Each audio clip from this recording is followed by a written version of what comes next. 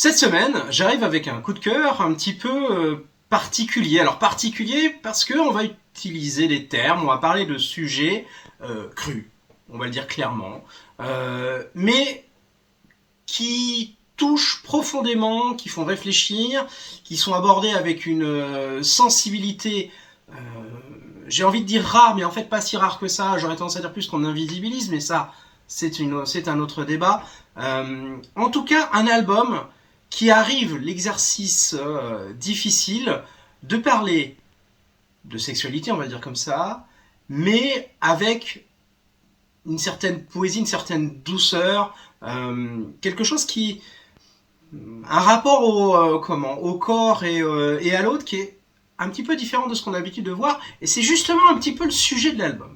Alors, quel est cet album déjà? Eh bien, c'est tout simplement Les yeux d'Alex. Alors, vous allez retrouver derrière cet album une autrice que vous connaissez peut-être déjà, ne serait-ce que par son premier album sur lequel nous avions eu un coup de cœur, qui était Une saison en Égypte. Depuis, elle en a fait bien d'autres, et je dois avouer qu'elle se débrouille vraiment très bien, elle arrive à changer de genre. Par contre, je ne m'attendais pas du tout à la voir sur ce type d'exercice. Et ben, je suis content. Je suis content parce que euh, on sent vraiment que c'est quelque chose qui est puissant, qui interroge, qui questionne, qui pourrait être clivant, et pourtant sa façon d'aborder amène justement à des réflexions.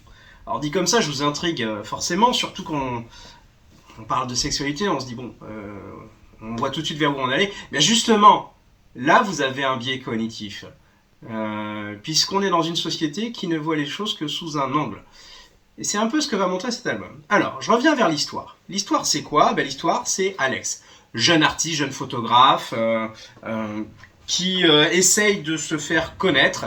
Et bien justement, là, elle reçoit le coup de fil qui va tout changer, puisque le prestigieux festival d'Arles lui propose d'exposer en fait son travail. Mais attention, elle doit proposer un travail inédit. Ils ont déjà vu ce qu'elle a fait, ils trouvent ça très impressionnant. Pour eux, c'est un jeune talent en devenir, mais ils veulent une série inédite.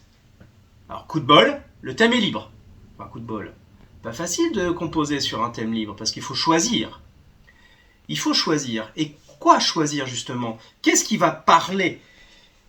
En plus, Alex, c'est pas quelqu'un de facile. C'est une jeune femme qui est encore, entre guillemets, en construction. En plus, elle doit se battre avec une maladie, si on peut l'appeler comme ça. C'en est une quand même. Mais une peau atopique, comme on l'appelle, qui fait que dès qu'elle a un coup de mou, un coup de fatigue, etc., elle est perclue d'eczéma. Elle ne supporte pas cette image. Elle a honte de cette image. Elle a tout essayé, mais ça la hante. Et bien justement, elle va devoir apprendre à vivre avec elle, avec ça, et puis petit à petit, ça va lui poser une de ses thématiques principales, qui est la beauté. Et là, au fil des discussions, cette beauté va glisser sur une question, celle du désir. Parce qu'il va lui arriver un truc, alors très trivial, attention, j'espère qu'il n'y a pas d'oreilles sensibles, très trivial, puisque pour la première fois de sa vie, elle va connaître un orgasme en se masturbant. Et là, ça lui pose tout un tas de questions. C'est quoi le désir, le rapport au corps? Mais pas de façon générale, du point de vue du regard d'une femme. Qu'est-ce que c'est? Justement, l'objectif, son objectif de son appareil peut peut-être poser cette question-là et amener à des photos autour de cette thématique-là.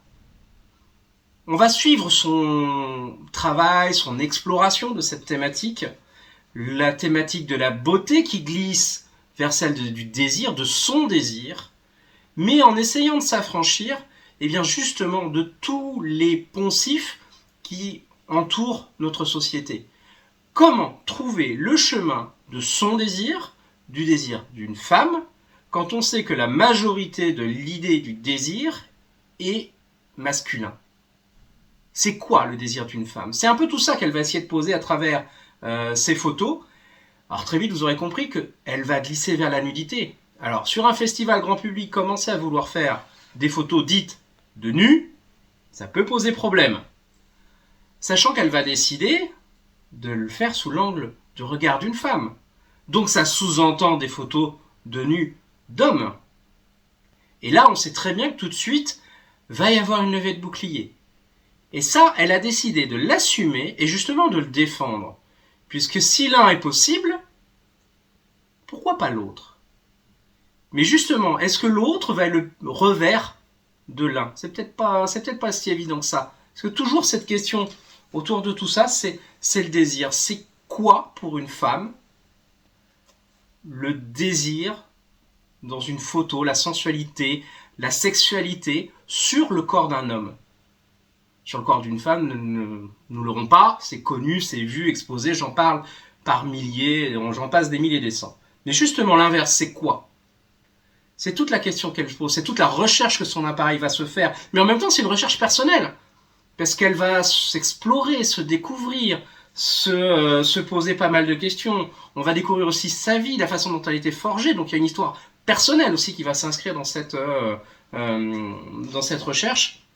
Avec, jusqu'à aller explorer le plus cru du sujet. Jusqu'au pornographique, soyons clairs. Et là-dedans, quel est le panel, quel est le tri, et elle, comment est-ce qu'elle va se positionner? Parce que c'est aussi une histoire de construction d'une image qu'on n'a pas l'habitude de voir, en tentant de faire accepter cette image, c'est tout ça qu'on va découvrir dans cet album. Donc très sincèrement, c'est un album qui est très fort, alors franchement pas destiné à tout le monde, parce qu'il y a des, comme je le disais, il y a des photos très crues, et j'enlèverais bien le R juste histoire de rire, mais dans le même temps il y a cette volonté de montrer le rapport à l'image, le rapport au désir, mais sous un angle différent et qui est parfaitement maîtrisé. Pas de démonstration gratuite, etc. Tout a un sens, tout a une recherche, tout a une sensibilité. C'est ça aussi qui est fort dans cet album, puisqu'on est dans cette recherche, tout simplement, du rapport à l'autre, de tout ce qui peut y avoir autour, cette recherche personnelle, cette construction personnelle, c'est tout ça qu'on voit derrière cet album. Donc franchement, à découvrir.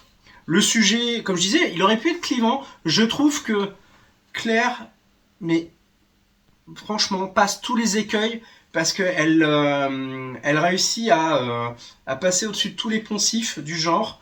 Et je pense que l'angle de la recherche personnelle est celle qui sied le mieux à cette histoire. Le tout maintenant de savoir, est-ce qu'elle va réussir à imposer cette vision? Est-ce qu'elle va réussir à pouvoir exposer? Vous imaginez bien que ça va pas être facile. Et puis surtout, qu'est-ce qui va en sortir pour elle? Est-ce qu'elle va en sortir grandie? Est-ce qu'elle va en sortir détruite? Il y a un petit peu de tout ça qu'on va découvrir dans cet album.